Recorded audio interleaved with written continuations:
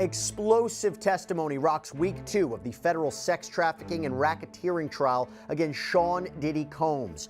More allegations of abuse of Casandra Ventura, choking, money to stay silent, and even a former employee testifying to the inner workings of Sean Combs' world. I'm going to be speaking with our Law and Crime reporter Elizabeth Millner to break down all of today's dramatic courtroom moments. Welcome to Sidebar, presented by Law and Crime. I'm Jesse Weber. Hey everybody, this is another Law and Crime legal alert. If you received Depo-Provera birth control shots and were later diagnosed with a brain or spinal tumor called meningioma, you may be eligible for a lawsuit. That's right, Morgan & Morgan is investigating claims that patients weren't properly warned about this risk. It's free to check, just takes a few minutes, and you don't pay unless they win. So scan the QR code on screen, click the link below, or head over to forthepeople.com/LCDepo to see if you qualify. Well, the federal sex trafficking and racketeering trial of Sean Diddy Combs took a dramatic turn as we enter week number 2. Two key witnesses delivered explosive testimony detailing allegations of violence, threats, manipulation at the hands of the hip-hop mogul. Former Danity Kane member Dawn Richard returned to the stand, doubling down on her shocking claim that she witnessed Diddy attack his then-girlfriend, Cassie Ventura Fine. The jury also heard from Carrie Morgan. This is Cassie's former best friend who described multiple incidents in which she claims to have seen Diddy physically assault Cassie. And interestingly, Morgan testified that she and Cassie no longer friends. We're going to explain the surprising reason why in just a moment. But we also heard from Combs' former personal assistant too towards the end of the day. And let's not forget what we're talking about here. So Diddy is facing serious federal charges: racketeering conspiracy, sex trafficking, transportation to engage in prostitution, namely that he allegedly operated this criminal enterprise that was engaged in a pattern of abusing women for years, including forcing them into these coerced sexual performances. He's facing potentially life in prison if he's convicted of the top charge. Now, for all of the dramatic moments from inside the courtroom and maybe what happened outside the courtroom, I want to bring in our eyes, our ears, Law and Crime reporter Elizabeth Millner, because as we know, there are no cameras in that courtroom. There's no audio recording in that courtroom, but we have Elizabeth Millner. Who else would you want to report for us than Elizabeth Millner? Elizabeth, so good to see you. Thank you so much for taking the time. So, look, today's testimony, some pretty shocking details, and we're going to get to that in a minute. But first, I always have to ask you, what was the atmosphere like today? What was Sean Combs' demeanor like today? And we'll get into a little bit more of the jury and how they were reacting to each of the testimony. But what was the atmosphere like? What was the scene like? What was Sean Combs like?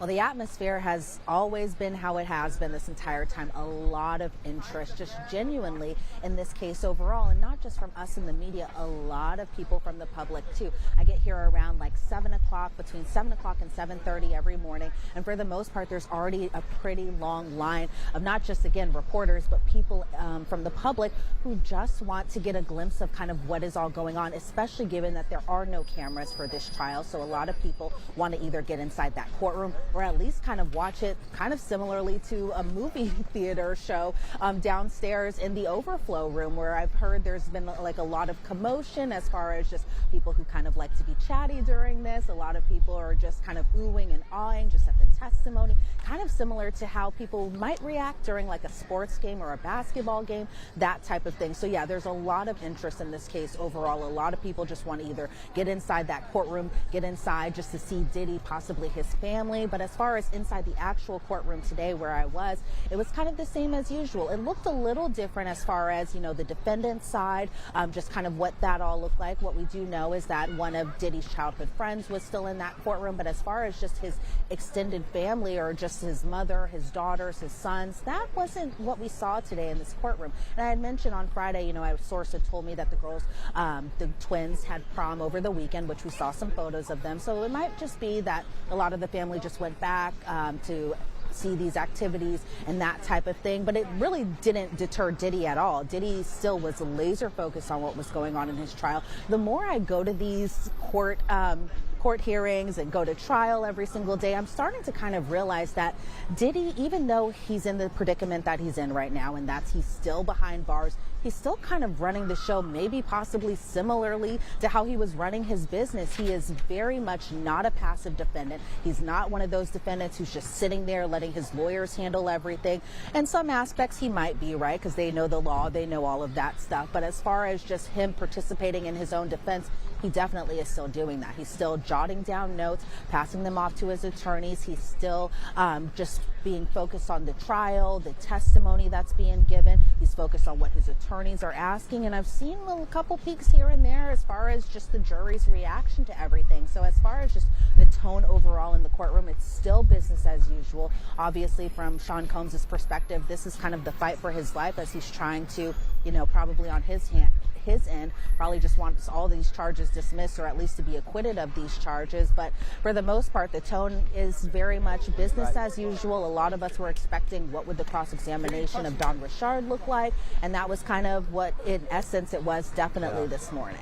Yeah, even the sketch artist that's in the court, and we always get the updated sketches from every day, depicted Sean Combs taking notes during Don Richard's testimony. So let's talk about Don Richard. This is the former member of the group Danity Kane, created by Sean Combs, signed to his Bad Boy record label. She filed her own lawsuit against Sean Combs. She was back on the stand. She began her testimony on Friday. We heard more about her allegedly observing this abuse that she inflicted, that he allegedly inflicted on Casandra Ventura. What did she say more about this alleged abuse that she observed?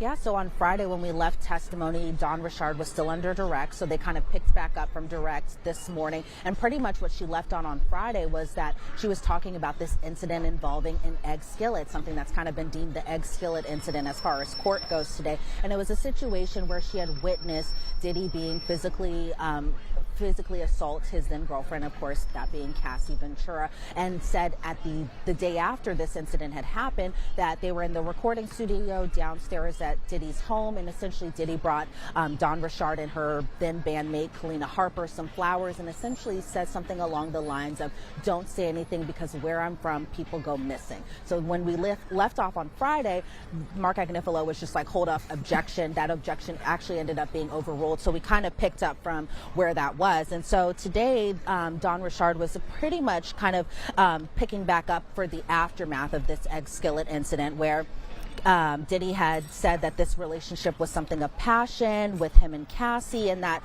if they were to say anything, they being Don Richard and Kalina Harper allegedly, that people go missing. And so Don said that she was actually scared and shocked by this statement, and she said even after the aftermath of this incident that she continued seeing Cassie and Diddy together. They were seen together at hotels, in the studio, at their homes, and she says that Dawn says that she saw Cassie pretty frequently, and she also said that she saw Diddy be violent with Cassie very frequently. She says Dawn saw Diddy punch and drag, and even instances of kicking Cassie, and she was asked what prompted this violence. Dawn, because while she was on the stand, she's very soft-spoken. She seemed a little bit nervous just overall about testifying today, and so she was very soft-spoken when she was saying these words, and she said that this violence would be prompted just at random. She said Cassie would just be speaking up for herself, and then something like this would happen.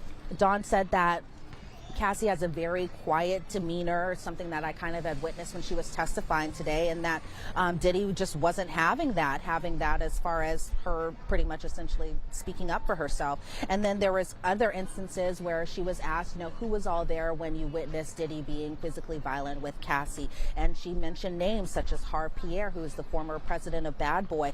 She mentioned Mia, who had worked for Diddy. She mentioned Capricorn Clark, also a former employee of Diddy. She also mentioned D-Rock and Bonds. These are two individuals who we know work security for Diddy. We've seen a couple of exhibit photos of them, and they're just kind of like their driver's license photos, nothing crazy like group shots or anything just like that yet. And so then she was asked what was the first incident of violence that you had seen by Diddy, and she said that 2009 was the first incident she saw this. And so then that's when we start to see the exhibit photos again, that those being of D-Rock, those being of Bonds. And she said that this violence kind of continued while Dawn Richard worked with Diddy and Dirty Money. And so the defense was kind of trying to point out the differences between her time with Danity Kane, her time with Dirty Money, and we'll get to that when we kind of talk about the cross. But for as far as her time working with Dirty Money, she had said that was from the period of 2009 to 2011, so about a 2-year period. She said when she was asked if Bonds or D-Rock did anything after this violence, and she said that they essentially didn't do anything to kind of help Cassie. She said she, being Dawn, saw injuries to Cassie's eyes, her legs, her arms. She said essentially that Cassie would cover up her injuries with makeup, something that Cassie herself testified to while she was on the stand. She mentioned another incident, and this was an incident over up in Central Park, just, blocks and blocks up from here, where she witnessed Diddy punch Cassie in the face with a closed fist at this festival at Central Park where Dirty Money was going to be performing. She said after this incident that Cassie came into the bathroom. She was crying while Dawn and Kalina Harper, who was, again, her then bandmate on Dirty Money, were getting ready for a performance. And Dawn says that she saw Cassie's eyes swelling, and she being Cassie, just put on some makeup and then put on her sunglasses. And Dawn said that she'd stayed with Cassie for support after this incident. Then we see a photo, an exhibit photo of Cassie, Dawn, and Kalina Harper all at this festival, all up in Central Park. All of the women were with their sunglasses, but this picture was a little different than some of the other exhibit photos that Cassie herself has turned over to the government, where we couldn't necessarily see the injuries under her sunglasses because it was kind of just like a group photo. Other people were around, but you could tell that Kalina, Cassie, and Dawn Richard were all wearing sunglasses. And she was asked, why are you guys all wearing sunglasses? And Dawn responded, it was in solidarity of Cassie, essentially.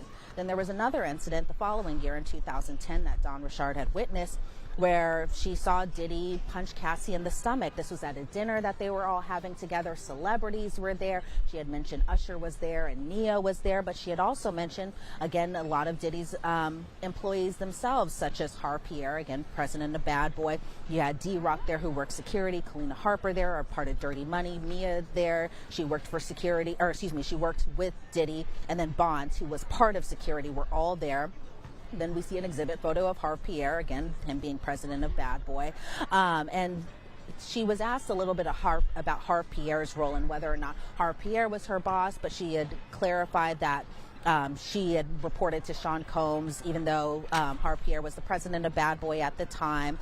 And then she said nobody intervened during this situation. So as they're all driving back, they were on a Sprinter van. On the Sprinter van were Kalina, Dawn, Cassie, Diddy, and D-Rock. D-Rock was the one who was driving, and that Cassie actually confronted Diddy about punching her in the stomach, essentially saying that it was embarrassing that he had did this in front of other people. And Dawn Richard recalled Diddy slapping Cassie in the mouth, and that Cassie just looked out of the window for the rest of the ride. Dawn Richard was asked specifically questions about Cassie's career, as far as that Cassie just wanted to do more in career, says that Dawn supported this, and that she even offered to write songs for Cassie during this, but that Diddy just didn't like that Kalina Harper and Dawn Richard were essentially talking to Cassie. Diddy had told Cassie when Diddy's ready, then that's when they could work on Cassie's career. And so I could see where the prosecution was kind of going with this, as far as asking Dawn Richard these types of questions, kind of painting the picture that Cassie had no other choice but to continue on living this type of life, knowing that her career was kind of in the hands of Diddy. So I could see kind of where they were going with this. But Dawn Richard recalled one specific moment where Diddy told her that he didn't like that Kalina and Dawn were speaking to Cassie. He said something along the lines of, "Stay the F out of my relationship. You mother effers don't know real work." And so Dawn had said just kind of how Diddy was just so kind of mean to them when speaking with them. She was asked about Diddy's drug use and whether or not she saw or witnessed Diddy doing drugs. She says she has, including drugs like weed, ketamine, coke, molly, ecstasy, and said that a lot of these drugs were brought often to the studio or even at Diddy's house. And she said that these drugs were actually delivered by a man named One Stop. We all saw an exhibit photo of this man named One Stop, because at first when I was jotting down my notes, I was like, what is, but that was actually, I guess, his moniker, One Stop, and that One Stop was kind of a play on that you're one stop away and you can get the drugs, that type of thing. So it was a little funny kind of knowing that nickname behind it. But Don Richard had talked about how One Stop had delivered coke, Plan B, weed, Molly, essentially everything to Diddy at the studio. And Dawn had said that she saw Diddy put drugs in his Louis Vuitton pouch, something that other people have testified to, something that when the HSI agent had testified on Friday that we had seen inside Diddy's room when he was arrested, and Dawn said that Diddy would carry drugs in this Louis Vuitton pouch, and he would carry these drugs domestically and internationally. She was asked, did you observe Diddy give drugs to Kalina and possibly Cassie too? And she said that she did. She was asked about weapons, whether or not Diddy had weapons on him while he was in the studio. She said she did see Diddy with a handgun in the studio around the 2009-2010 time frame. He normally would carry this handgun in his lower waist or even his back. He would even carry this gun to the club as well too, but D-Rock and Bonds also carried guns for Diddy because they worked security. So then towards the end of her testimony, she was asked a little bit about why she parted ways with Diddy, and said that she continued to even stay in contact with Diddy after parting ways. Dawn said that if she didn't pick up the phone, the phone situation, that he would just call and call and call, and if no one was answering, then he'd get assistants to call. Dawn said she experienced that for herself, where she said that his assistants and management would call her if she wasn't answering Diddy's calls himself. She says that she stayed pleasant, and this is something that I thought was interesting, Jesse, mainly because, for the longest time, myself would just think that as far as Diddy's relationship with Don Richard specifically, that it was a special one, because I was a huge fan of Making the Band back when I was younger, and I just remember Diddy specifically kind of having his eyes on Dawn just as she would be the superstar, and he kind of propped her up and propelled her up, and so we all thought that, they had a great relationship. So even it was surprising when Dawn had filed her lawsuit against Diddy a few months back, and even her talking about it under testimony today, she said that she stayed pleasant with Diddy essentially because she was scared of him, and said that she just wanted to exchange pleasantries, even referred to him as bro, something that I think she doesn't necessarily mean, but just said it because I think she just wanted to continue to maintain that relationship in a professional way, but still witnessing all of this. So I thought that was an interesting moment that she had talked about today. She said that she didn't disclose the violence because she was told not to disclose this by Diddy and as well as even Harve Pierre. But she said everything kind of changed for her when Cassie took a stand and told her truth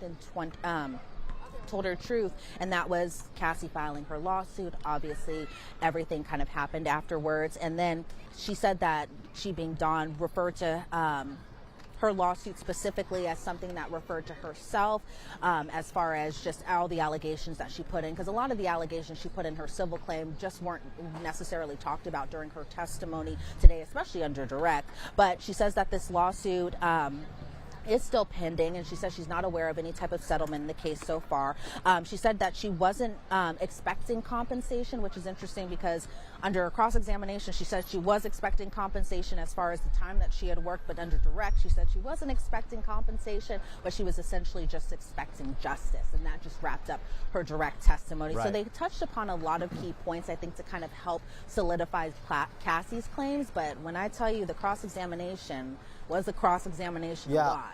It definitely was. So I was taking notes of what you were saying, and a couple things here. Yes, so she filed her own lawsuit, if I remember correctly, accusing Diddy of groping her, imprisoning her, threatening her life. I think when she tried to intervene, you're right, there were aspects of that weren't a part of her direct examination. By the way, when we did the lunchtime show on Law&Crime's YouTube, I remember at least one of the questions we got from our viewers was, how come this wasn't brought up? How come this wasn't brought up? And it seemed it was very specific. So for me, from a legal point of view, I think she did a couple of things, right? So obviously she corroborated Casandra Ventura Fine's account that she was physically abused, but that is doubled down by the video, the 2016 video, the photographs of Casandra Ventura Fine's alleged injuries, other witness testimony, her testimony that she was physically abused.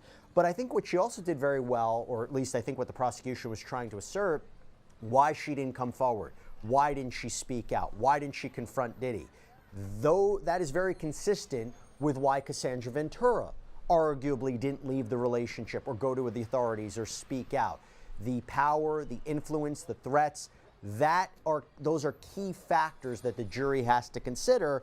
And when you talk about the guns and you talk about the violence, that goes to the means and the methods of the racketeering charge. So the prosecution has said that he is operating this criminal enterprise, that it was engaged in a pattern of illegal conduct, and that he would use violence and intimidation and his resources and his assistance and his power to silence people and to commit these crimes and to cover it up, which is, by the way, why I think it's so important that Dawn Richard talked about how there were assistants involved, their security, and saw what was going on but did nothing.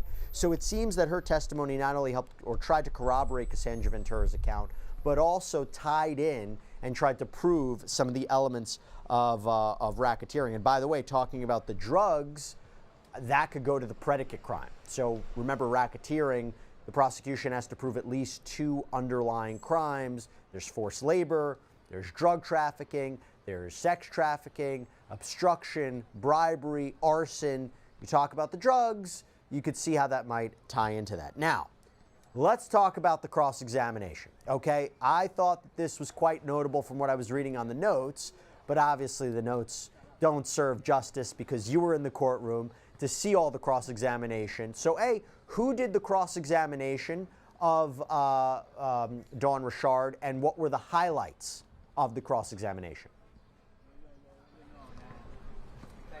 Well, a lot of us were initially thinking that it was going to be Mark Agnifilo doing the cross-examination because on Friday he was the one posing all the objections. But then he clarified with the judge earlier today outside of the presence of the jury that it wasn't going to be Mark Agnifilo doing the questioning. It's actually going to be Nicole Westmoreland. And she was somebody who would come onto the Diddy defense team a little later on, pretty close to trial essentially. But a lot of us may know her because she had previously represented one of the YSL defendants, and she had previously kind of worked with Brian Steele in that capacity. But this was the first time we actually saw her kind of doing her work inside this trial, inside this courtroom. And it was something to see because let me tell you something, Jesse, Nicole Westmoreland, she is a little tiny as far as just her height and her stature, but man, she is mighty, and she delivered a mighty cross-examination, let me tell you. So initially when they were first talking to her being Dawn Richard, they were asking her about her lawsuit, of course. They were asking about whether or not she was aware of the motion to dismiss and whether or not that this was a pending matter that she had even known about. And Dawn said that she wasn't aware.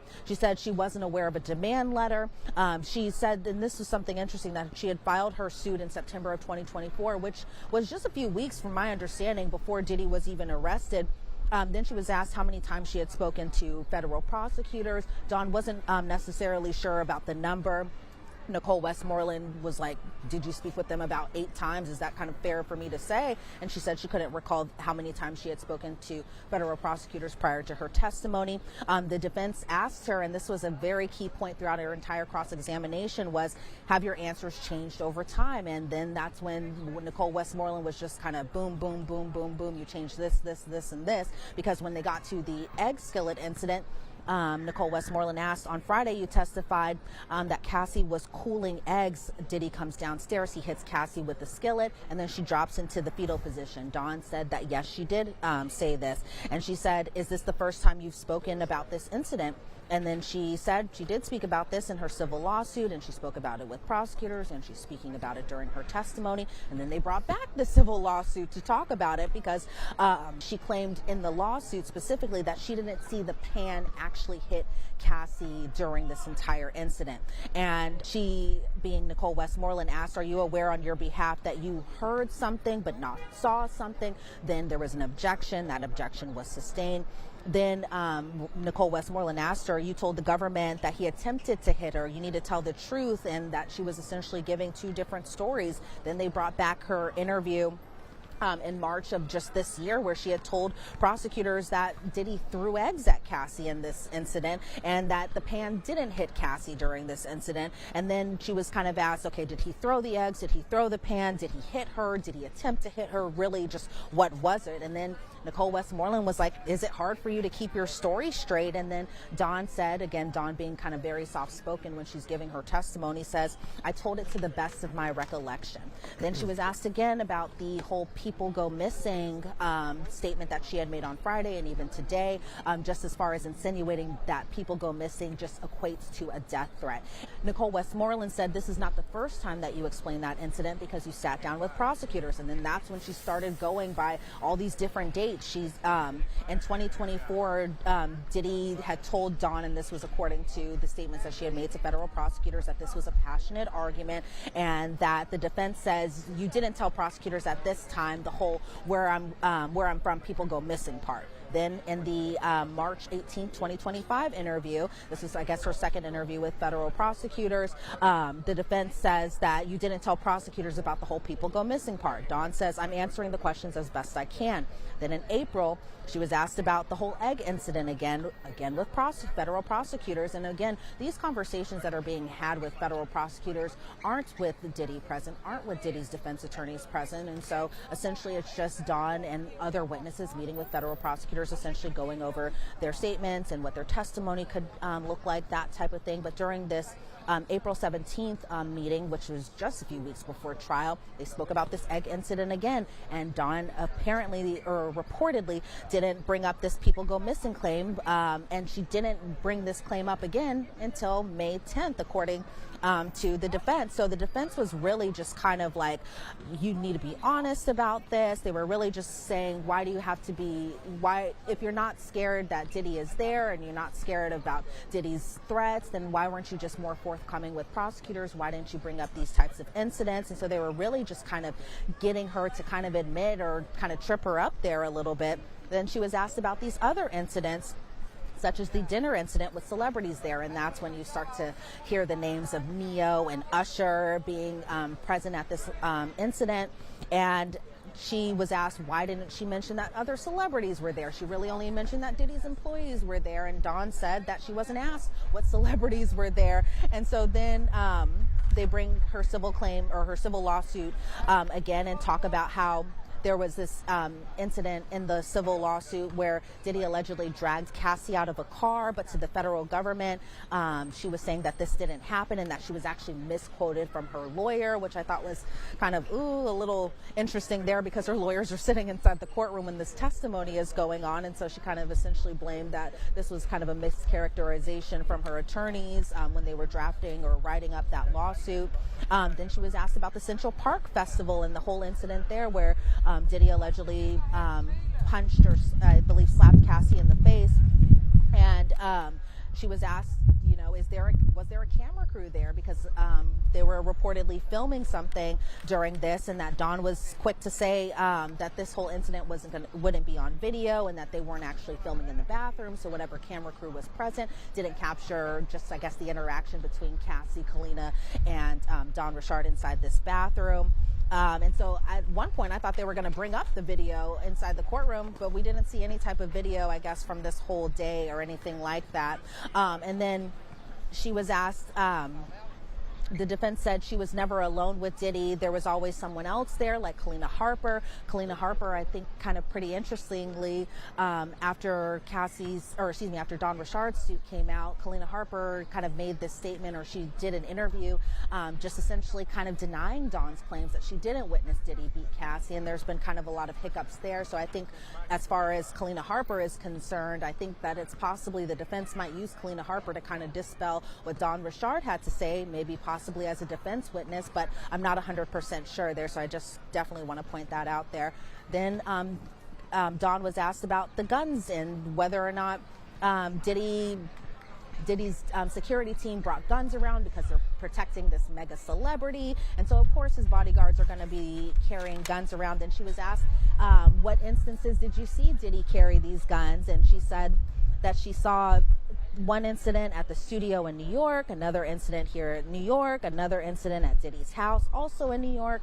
And Dawn said that she never saw Diddy wave a gun around or load it or put bullets in it. But she just reaffirmed that she did see Diddy with a gun. Then she was asked about drugs kind of going piece by piece about kind of dispelling her testimony under direct there.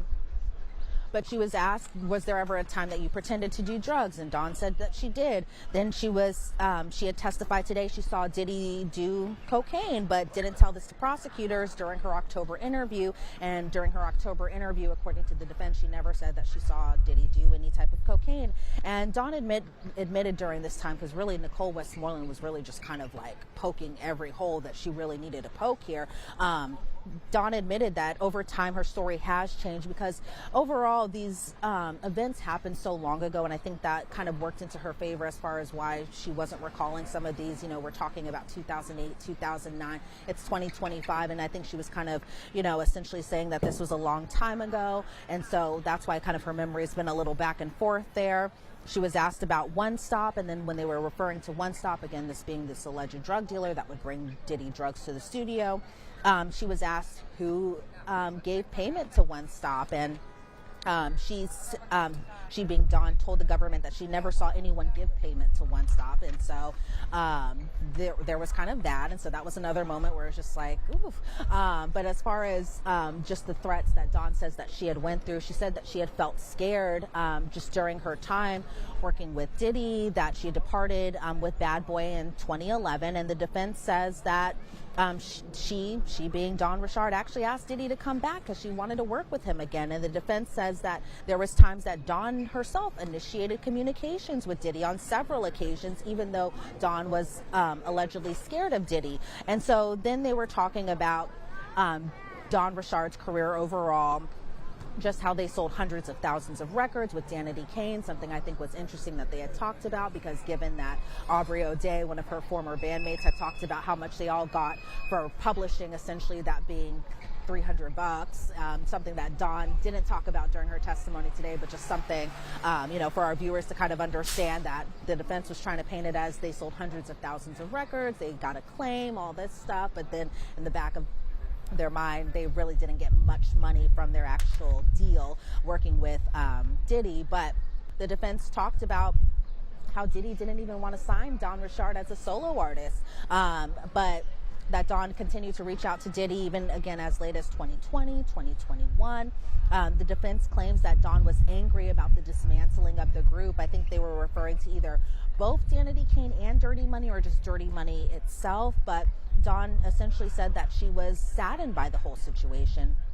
She was asked about Cassie's lawsuit as well, too, and said that, did you file your lawsuit shortly after Cassie filed her suit? And she said yes, which I think was kind of a little misleading there, because it wasn't really directly after that Dawn Richard filed her lawsuit. It was almost a year after that she had filed her suit, but I think probably to the jury they might think, oh, Cassie filed her suit, Dawn filed her suit right after, and that essentially they just are after money from this mogul who has a lot of money, and that Dawn said that she wanted to file her suit to get compensation for her work, essentially something different that she had told under direct, where she had said that she just wanted justice, but under cross-examination it was that she did want compensation for the work that she felt like she was owed while she was a recording artist for Sean Combs. And so I think under the redirect, the prosecution was really just kind of talking about the threats that Diddy allegedly made as far as keeping quiet and people going missing. They were talking about Dawn's work experience with Diddy, how it was a volatile work environment, she had said, that essentially every meeting that she informed the government of Cassie's physical assault. So that was something that she didn't change throughout her testimony. That was something that kind of was a sticking point throughout all of her meetings with the government. Again, she was asked about the egg skillet incident, and then that kind of just ended the redirect. And then under the recost, it was kind of the same thing, just you reached out to Diddy very recently. You were trying to kind of re-engage on making the band, this reboot that they were trying to do a few years ago. You were trying to get everything back together. And if you were so scared of Diddy, why would you try to get Dirty Money back together? And that was essentially because she was trying to help out Kalina Harper. But then Nicole Westmoreland was like, you know what all that entails. If you were to get the group back together, you'd have to do tours. You'd have to be in hotels together. You have to do appearances together, interviews together, travel together. And Dawn essentially had to say, you know, she was willing to do that, also while saying that she was feeling threatened and intimidated by Diddy. So the cross-examination was a little rough. Yeah. It was a little hard to watch, but I think, you know, to Nicole Westmoreland's point, she kind of did what she had to do, which was have a lot of people thinking, wow, if you said this under the rec, but you said this under cross, really, what can I believe? And I think the defense did a really good job there at kind of getting to that point. Yeah, she raised a number of questions about her credibility, about Dawn Richard's credibility. You know, a witness who has inconsistent statements or says things allegedly at the first time or near a trial, juries sometimes don't look favorably upon that. The idea of a financial incentive and motivation, same thing we heard with Casandra Ventura. Before we move on to the next witness, real quick, Elizabeth, I know it's impossible to know, but how is the jury reacting to the cross-examination of Dawn Richard? Were they attentive? Were they checked out? What could you tell? Well, the jury was very attentive during this, because when I always say the word tennis match eyes, because that really what it is, where it's like Nicole Westmoreland asks a question, then they go to Dawn Richard. Dawn Richard answers the question, then they go to Nicole Westmoreland. I saw some of the jurors taking notes. I saw some of them looking at the exhibits, which there weren't too many exhibits during Dawn's testimony. It wasn't like a whole bunch of text messages that we got during Cassie's testimony, or even like Carrie Morgan's testimony that we'll get to in just a little bit. But as far as just Dawn Richard's testimony overall, I felt like the jury was maybe thrown for a loop a little bit once cross-examination happened, because I myself, if I was a juror on there, I'd be like, oh, wow, so you said this here, but you didn't say this here, and yet I know you're trying to be honest and tell the truth, but your statements aren't making the most sense. And so I can only imagine what the jury was feeling, but as far as like being checked out, didn't see any of that. Okay.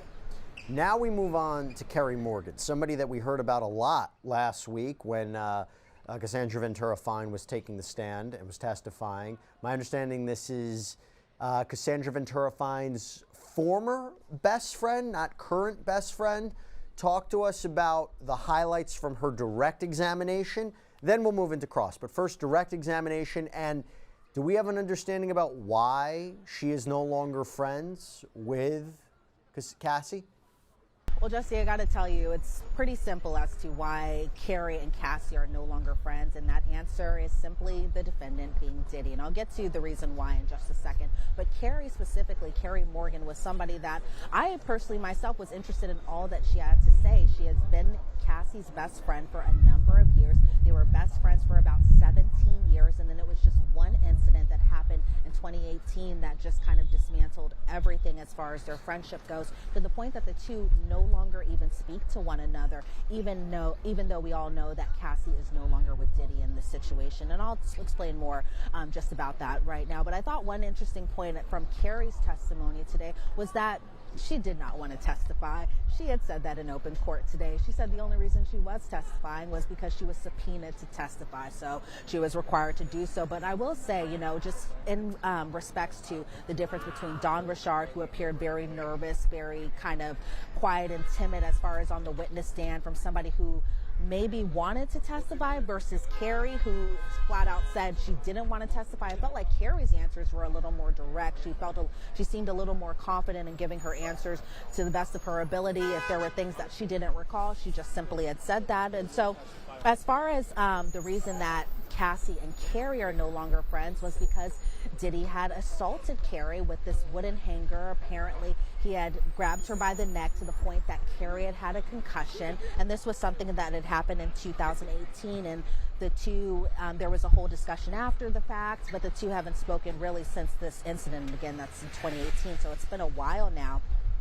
But first, the prosecutor, and that being the questioning by Meredith Foster, they were getting into kind of the foundational stuff.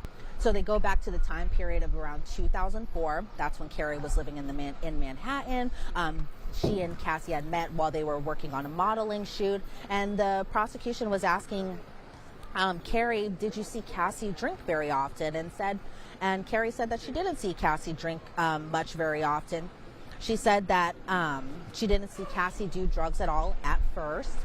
Then they started to get into the relationship between Cassie and Diddy, which started off in 2007. And she said, she being Carrie, said that she saw Cassie and Diddy often together, that they traveled together to Ibiza, to Italy. to Los Angeles, to Miami.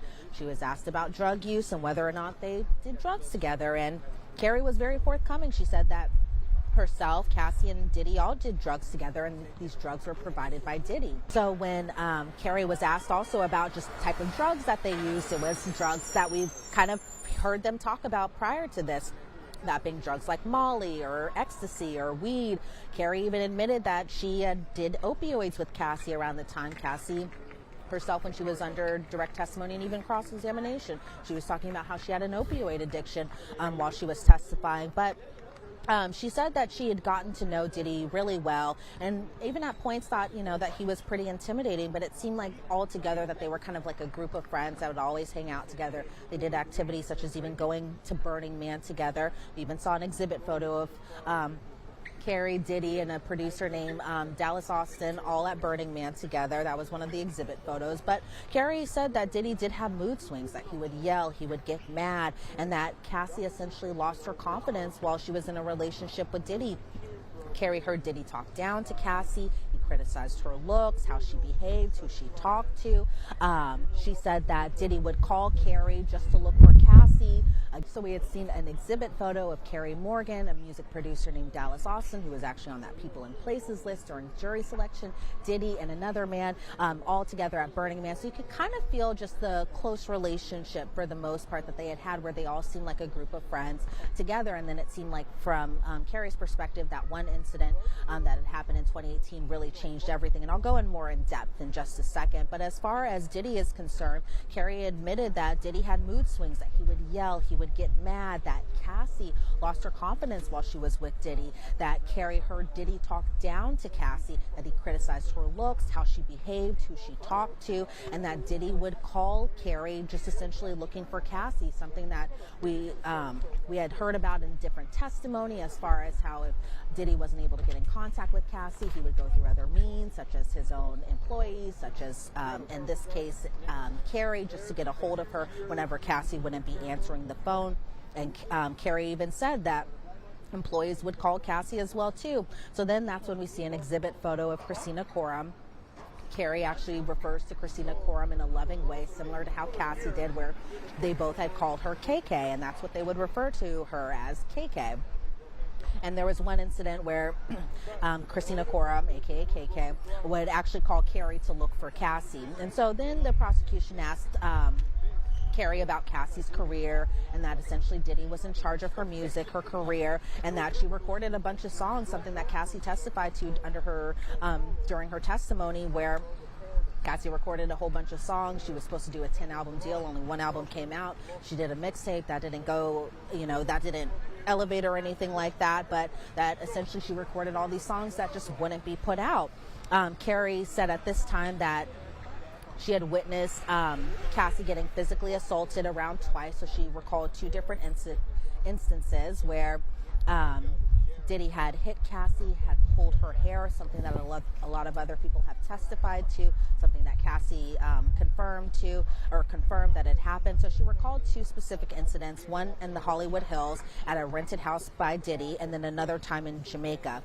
So the witnesses to the Hollywood Hill incidents were a security guard named Ruben and then Kaye. And during this incident, again, Diddy had hit her, pulled her hair, pulled Cassie's hair, I should say, and that Kaye had told Ruben, the security guard, to do something, and that essentially Ruben didn't do anything to kind of stop this incident from happening. She said after this incident happened that Cassie and both Kaye left. They hid over near a neighbor's house, kind of under the stairs, as Ruben and Diddy were essentially looking for the both of them together. And she said that they waited and hid for about 20 or 30 minutes during this incident, but that Cassie went back to the home afterwards. Then they recalled a 2013 incident in Jamaica where they were on vacation. It was with Kaye, Cassie, Kaye's friends, and then Diddy joined about, I think, midway through the trip. And that all of a sudden, Kaye heard Cassie screaming, in a terrifying scream at that, and said that Diddy was essentially mad because Cassie was taking too long in the bathroom. And that's the reason that he had allegedly drug her by her hair and pushed her to the point that she had hit her head. Kaye said that Cassie didn't move after she had fell. that she went into a fetal position, that Kaye even thought at one point that Cassie was just knocked out because she just wasn't moving. Then all of a sudden, Kaye and Diddy get into a verbal argument, and during this, Cassie just ran off, and she ran into this wooded area, and then Kaye ended up getting on a golf cart. She found Cassie, and the two pretty much crouched together in a ditch, essentially hiding away from Diddy. She says after this incident, Cassie didn't receive any type of medical attention, and that they just went back to the house that they had rented during this trip together. Those were just some of the instances that Kaye had recalled throughout her friendship of just kind of witnessing this type of physical assault and physical abuse from Diddy. But she said those were the two incidents that stood out to her the most. Then we kind of get into March 6th of 2016, and we all know that date very well because that was after the Intercontinental Hotel incident, something that we are all very familiar with. Kaye just remembers Cassie coming back home. She had that hoodie on that we all saw from that surveillance video. She had dropped her bags and essentially just didn't say anything. But when she had pulled her hoodie back, when she, being Cassie, pulled her hoodie back, she had a black eye. Then Kaye said about 30 minutes later, Diddy came over with a hammer, which I thought was very kind of stunning to say. And while Kaye was terrified that Diddy was kind of hammering and yelling and banging on this door, that Cassie was just numb. And this is one part that I wrote down that really kind of stunned me that Kaye had said on the witness stand. She says, she being Kaye said, "I don't think she cared if he had killed her." And I think that was just kind of a startling statement to kind of, for her to kind of say while on the witness stand today, because we all have seen that surveillance video so many times. But for Kaye, who was Cassie's best friend at the time, to say that she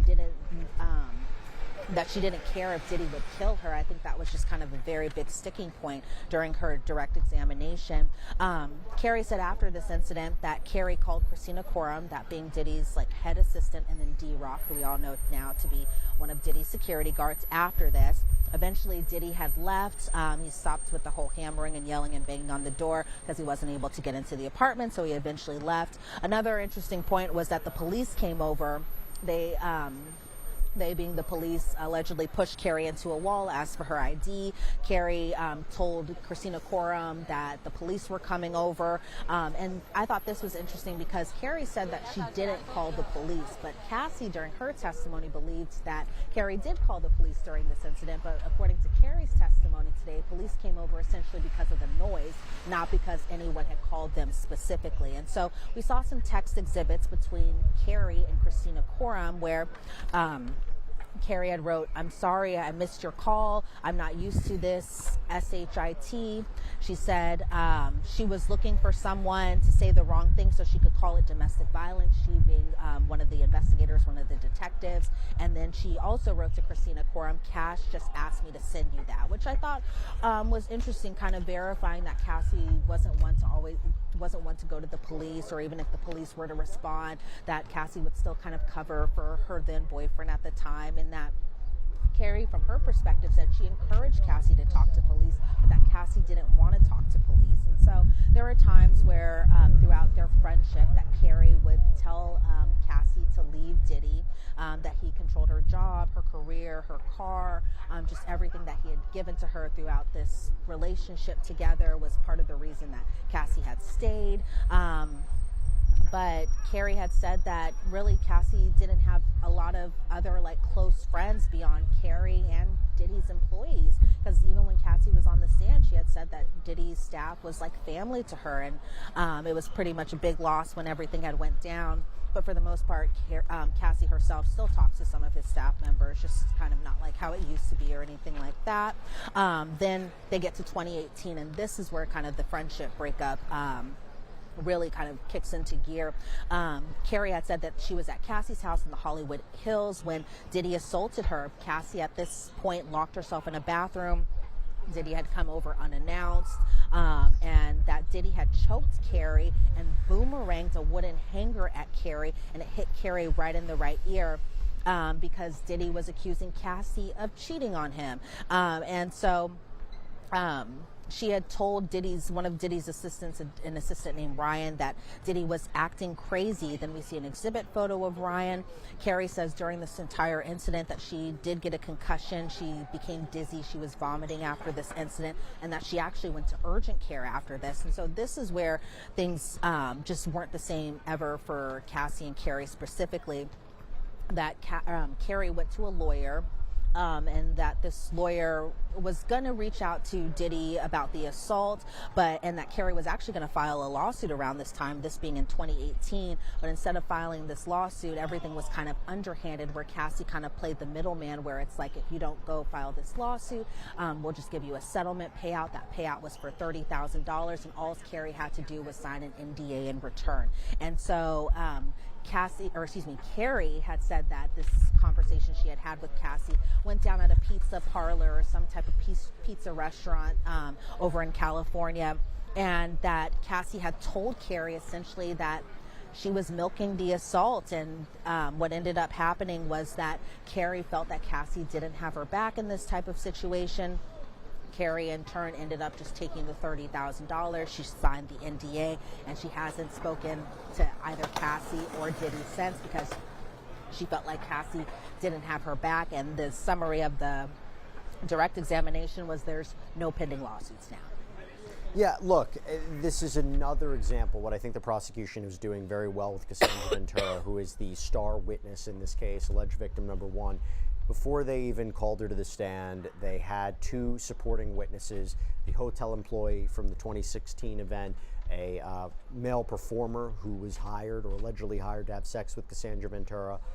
You had the 2016 tape that was introduced to support her credibility before she took the stand. After she takes the stand, now you have Dawn Richard and you have Carrie Morgan, who are further seemingly trying to corroborate Casandra Ventura's testimony. But what I think is interesting about Ms. Morgan is she's talking in a way where it supports the prosecution's argument of a pattern of abuse of women, right? It's not just one woman for the racketeering and sex trafficking charges. This is ongoing. This is multiple people. This pattern of illegal activity, that there are people who were there, witnessed it, supports Ventura's claims. So she's a key witness, and I understand exactly why she was called by the prosecution. But obviously, the defense is not going to take this lying down. They, too, had an opportunity to cross-examine Carrie Morgan. What was it like? Was it the same intense questioning as you described of Dawn Richard? Not necessarily. So Mark Agnifilo was handling this questioning. So this is the first time we've seen him actually question a witness since trial has started. It was pretty interesting to kind of see him in action. He actually kind of was cracking a little bit of jokes with Carrie Morgan at the beginning, mainly just about him wanting to finish the questions up pretty quick because he knows that she wants to be done with her subpoena and be able to just leave. He says that, and then the cross-examination takes longer than just a few questions. So thank you so much, Mark Agnifilo. But one thing I thought that was interesting that he did during the cross-examination was he actually kind of took it back a little bit and asked her about Dawn Richard, which I was like, kind of, where is this going? Why is he asking about Dawn Richard when it's Carrie Morgan testifying? And so Mark Agnifilo started off with a photo of Dawn Richard, Kalina Harper, and Cassie Ventura over at that Central Park Festival. And I was like, why is he showing this to Carrie Morgan? And me speculating a little bit, I think they were trying to kind of introduce this photo and bring this exhibit photo in front of the jury, because while Dawn was on the stand, she had always said that she's always with Cassie. She's seen she's seen Cassie and Diddy a number of different times. But then Carrie Morgan, who's been her best friend for 17 years, said she didn't know who anybody in the picture was beyond just Cassie. And so I think that was kind of a point that they were trying to a little bit discredit Dawn Richard's testimony there. But then Mark Agnifilo was asking about how long Carrie and Cassie had known each other. They had met since high school. Mark Agnifilo brings up Ryan Leslie. That was Cassie's boyfriend before she was with Diddy. He's a music producer. And From Carrie's perspective, they began dating around 2004 and they seemed pretty serious, but then they brought it back to how often did Carrie see Cassie and Diddy together, and she said, she being Carrie, said she saw them a few times per month, that she would see Diddy and Cassie together at the studio, at their homes, they traveled together. Then the defense brings up Burning Man again, and I keep bringing up Burning Man, the defense keeps bringing up Burning Man, and apparently this was something that Cassie and Diddy did together. It was kind of like their little tradition of going to this music festival out in the desert together, and so they brought that back up. And one thing that I thought Mark Agnifilo did, which was also pretty interesting too, was asked Carrie if Cassie was jealous of Kim Porter, and Carrie says that she was, again, something that Cassie had admitted to while she was testifying too, because Carrie said that Cassie was jealous of Kim Porter again being the mother of some of Diddy's children, that Cassie was jealous because she could never go to the New Year's Eve parties, and I guess that must have been a big family gathering between all of those families, and Cassie essentially wasn't allowed to go to that type of thing. So then the defense asked Carrie about who was paying for the studio time, because they were always in the studio, and Carrie said, I guess the label, and the label being Bad Boy. The defense asked if Diddy put Cassie into the studio with other artists like Kid Cudi and Lil Wayne, and then Carrie was like, I never said Lil Wayne, and then I think the defense was just kind of trying to throw it out there that because of Diddy, Cassie was able to work with like these big names such as Kid Cudi, who's been mentioned a number of times, Lil Wayne. Carrie said that she also remembers Cassie working with French Montana, Too Short, all of these artists were in the studio with Cassie. Then the defense asked about Diddy's jealousy, and that Carrie kind of always saw the drama play out. Then she was asked about Chris Brown, another celebrity name that was mentioned a couple times during this trial, where the defense asked about Chris Brown and that Diddy was jealous of Cassie dancing on Chris Brown, and that Carrie says she actually doesn't remember this whole entire incident happening, because I think this incident with the Chris Brown dancing was like 2013, so what, 12 years ago now at this point. And so then that's when we get to another big celebrity's name, that was Michael B. Jordan, and she was asked, Carrie was asked about the movie shoot over at Honey 3 that was taking place in South Africa.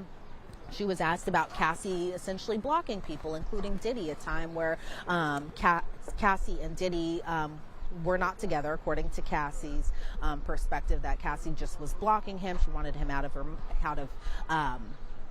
her mind while she was shooting this movie, because they brought back Gina into this whole situation. I'll get there in just a second, but Carrie kind of confirmed that Cassie and Michael B. Jordan were just speaking to one another, that they weren't dating, that they weren't intimate, that they weren't like this more than thing that Diddy himself kind of made it out to be, because essentially that was a big argument between Diddy and Cassie, was just that Diddy felt like Cassie was cheating on him with Michael B. Jordan, or at least pursuing Michael B. Jordan in a romantic fashion.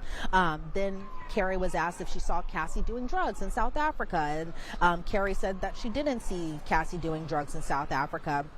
And then again, the defense trying to kind of confirm whether or not that Cassie and Michael B. Jordan were together. I thought that was just a kind of a weird moment. It's just like she already said that they weren't together, but the defense kept bringing it up a little bit there.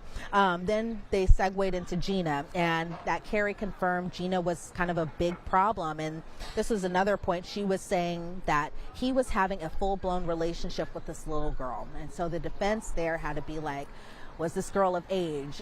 And so that was kind of a whole moment where like they were kind of equating Gina to being a little girl, because Gina was much younger than Cassie and Carrie at the time, but still the defense had to verify like, oh, this is not a minor we're talking about, this was still an adult woman by law, but that Carrie essentially called Gina a little girl and that she wouldn't go away. And then one thing that was kind of just a crazy utterance, I will say, is that Carrie said that Gina actually got pregnant, and so don't want to necessarily confirm that the father of this child was Diddy's or anything like that, but apparently this was something that was just kind of thrown out there. It wasn't really kind of delved into or anything like that, but just something Carrie threw out while she was under cross-examination by the defense. Then Carrie was asked whether or not there were times that Cassie wanted Carrie to cover for her, and Carrie says she doesn't remember. Then they get to the whole incident where Diddy was allegedly banging on this door with a hammer, and that no one took photos of the door, that police didn't show up till 3 hours later, because this was after the whole hotel incident. And Police asked Kaye what all had happened. Kaye said she wasn't at the hotel when Diddy had physically assaulted Cassie, so she didn't say what happened there. Kaye confirmed again that she didn't call the cops. The cops had come because of all the noise that was going on. And she was asked again about her text messages with Christina Coram, again, that being one of Diddy's head assistants. And Kaye referred, all these C's, all these K's, sorry about that. But Kaye confirmed that Christina was like the right hand of Diddy, and that she was always nice and that she always tried to help, something that I feel like the defense will definitely possibly use later on a little bit. Then she was asked a little bit about her relationship with Diddy's employees, again, naming names like Christina Coram, D-Rock, Derek Roche as well, too, that they were all friends. And Kaye Morgan had talked about a person named Mia, who we expect to be testifying, and Kaye had said that Mia had a ton of energy, something that you kind of have to have the stamina to work with Sean Combs. And so we got a little bit about that there. Then she was asked about the 2018 incident where she was hit with the wooden hanger, and that Kaye got a concussion.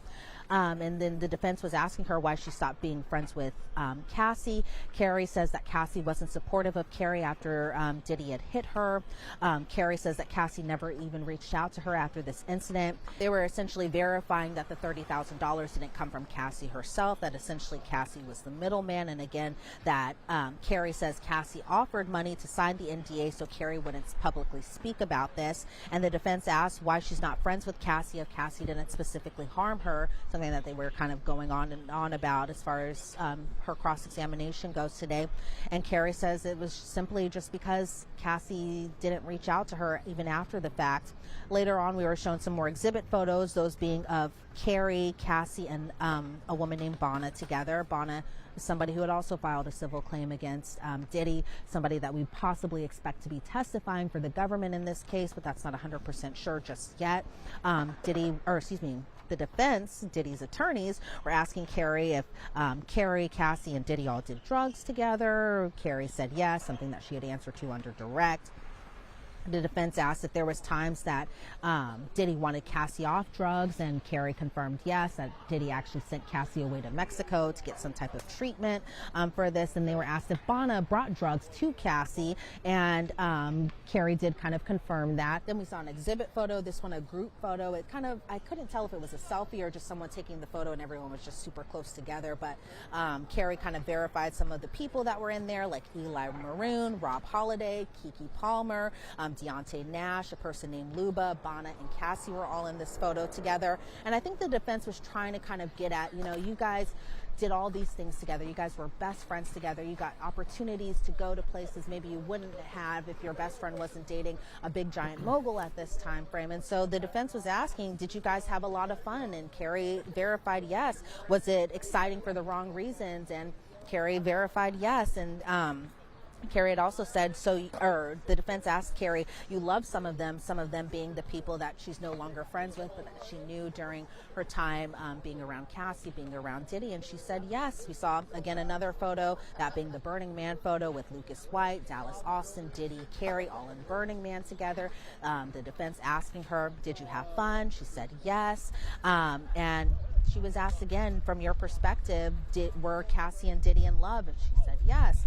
From your perspective, he was flawed. Kaye said yes. Did you try to help Diddy be a better person? She said yes. Then we see this text message from Diddy to Kaye where he said, hey, I never asked you to call me, but it's about Cass's birthday. If you can, it's a 5-minute call about her B-Day. I couldn't tell, or I couldn't necessarily see, because I really do have bad eyesight. I'm sorry about that. But this long text message that was sent back from Kaye to Diddy, and it was essentially in summation about loving oneself, and that Kaye says she actually didn't remember sending this text message. And again, this message, it looked like a poem, and it was very kind of hard to see and kind of get all grasp of that, but I don't think these were Kaye's actual own words. I think these were a poem from some other author. They brought back the wooden hanger incident and kind of ended on that, just about whether or not Kaye recalled doing drugs, if there were drugs on the table, and that Diddy came in during this point accusing Cassie of cheating on him. Kaye didn't remember who this person was that Cassie was allegedly cheating with. And then the defense brought up just her prior statements to the government from 2023, so a little while ago, and just that when she had spoken to the government during this time period, that she had actually said she went to the hospital after this incident, but while she was testifying today, she said she went to urgent care, which, according to Carrie, she said that she thought they were just one and the same as far as urgent care hospital, just kind of thought it was similar at that point. And so she said that there was no police response to this incident and that Carrie took photos, but she doesn't have them today. Then she was asked whether or not the government subpoenaed Carrie's devices, and Carrie didn't turn over her communication devices, but she said she wasn't subpoenaed for those devices. So there was no type of photo that we saw of just the aftermath of this incident or any of that sort. The defense kind of brought it home with just these photos of Diddy and Cassie together along with Carrie, and this was after the 2017 Met Gala, and they're all kind of posed together on the streets of New York. And they seem like, had we not heard all this testimony, they seemed like just a great group of friends. But I think the defense was trying to kind of point out here that this was a fun time for you, that there was love here for you guys, and they really just kind of brought it home as far as just that this was just like a big just friendship fallout just from everything that had happened. Something that may have worked into their favor, but it's unclear to tell sometimes with the jury and how they're responding to all of that. Yeah, it's a lot of information. It's a lot of power dynamics, relationship dynamics, and we've talked about it with Casandra Ventura too. This idea there were maybe great parts of the relationship, or there was a love there, but the difficulty is she's claiming, and the prosecution is asserting, that she was a victim throughout this. And when you listen to Carrie Morgan, an important witness, an important corroborating witness, but at the same time they may have been friends, but think about what she's testifying to now. Elizabeth, before we wrap things up real quick, I want to talk about David James, who I think is an important witness, because this is not a friend necessarily. This was the personal assistant of Sean Combs. And if we're talking about racketeering in the first few pages of the indictment, I don't care which indictment we're looking at, there's all superseding, they talk about the assistants and the people who might have helped or facilitated Sean Combs' criminal empire or alleged criminal empire or a part of this. That's why I think the assistants and the bodyguards are all a part of it. Not necessarily, that they're charged, but their testimony is important. And the idea is that Sean Combs ran this criminal enterprise where he can't do it by himself. So real quick, David James, some highlights from his testimony. And by the way, is he going to continue his testimony into tomorrow? Oh, he's absolutely going to continue his testimony into tomorrow. He probably was on the stand not more than even 20 minutes before the judge just kind of wrapped it for the day, sent the jury home, and then, he'll continue with his direct examination tomorrow. But as far as David James goes, he was somebody I was kind of looking forward to his testimony as well, too, because to your point, Jesse, I really kind of want to hear from the employees at this point and just everything that they had went through, because it seems like from the government's perspective, they're really just kind of honing in on the forced labor kind of perspective of everything, especially when it comes to this RICO conspiracy, because that's the number one question that a lot of people have on their minds, as far as the people I've been speaking to, is just how is the prosecution relating this to RICO? Because I think people have one idea of RICO in their mind, but kind of hearing how they're just slowly kind of piecing it together, you can kind of see it from both ways. But as far as David James's testimony goes, he did say he was testifying because he was ordered to do it by a subpoena, and by that order, he's essentially there to tell the truth. And so this was a former personal assistant of Diddy, who had worked for Diddy for about a 2-year time period from 2007 to 2009. And that's when we see some photo exhibits of Diddy. It's just kind of like a standard photo of him on a red carpet. And then we see a photo of David James himself as well, too. And so he says, as far as his work goes with Diddy, that it began around, again, that 2007 time period. In 2005, just a couple years before, he went to Michigan State. Shout out to Nick. Then he moved to New York City as an executive assistant. He wanted to pursue fashion, and then actually saw this job description by the New York Times and said that he applied to this job, and this job being a personal assistant of Sean Puff Daddy Puffy Combs, again in the New York Times and applied to this position a couple of times. And let me just kind of date it here a little bit, Jesse, because this was before, we were able to just all apply through jobs through LinkedIn or through any of those type of job boards online, that he said that he faxed in his resume, he emailed his resume, and he went to drop off his resume in person, something that you don't necessarily see nowadays. But overall, he said that he ended up going for an interview at Bad Boy Entertainment, something that's at 710 Broadway, or previously was. And he had met with this woman named Basha, somebody who was a senior VP of Bad Boy. And this is where his voice kind of gets a little bit of shaky. I couldn't tell necessarily if he was about to cry or if he had a little bit of allergies or that sort, but it seemed a little emotional to me, where Basha had told David around this time period, "It's Mr. Combs' kingdom. We're here to serve him." And I think that might have kind of pointed in the prosecution's favor there, just about what the employees of Diddy had to do in order to kind of, one, keep their job, and two, just kind of how the workflow was. But essentially, he was given a bunch of tasks that he had to complete for his interview. He said he actually dropped off all his requirements that he had to do for this interview in order to get this job to a woman named Dia. He said that he did this like on a Monday and finished everything up. And I guess Dia had mentioned that normally it takes like prospective employees like a week to do this thing, but David James was one, he was ready to go essentially. And so Diddy himself ended up kind of getting in onto the job interview and asking David James why he would make a good personal assistant. And David James said something along the lines of, "I'm not worried about yesterday, I'm focused on today." And then he kind of did a play on words to Diddy's song Can't Stop, Won't Stop. And that was something that David James had conveyed to Diddy himself. Then we start to get like some exhibit photos of just some other employees that we had previously seen in the exhibit, such as Capricorn Clark. She was the former director of communications for Sean John. That was Diddy's fashion line. But he said that his actual supervisor at the time was Dia, who was the chief of staff at that time.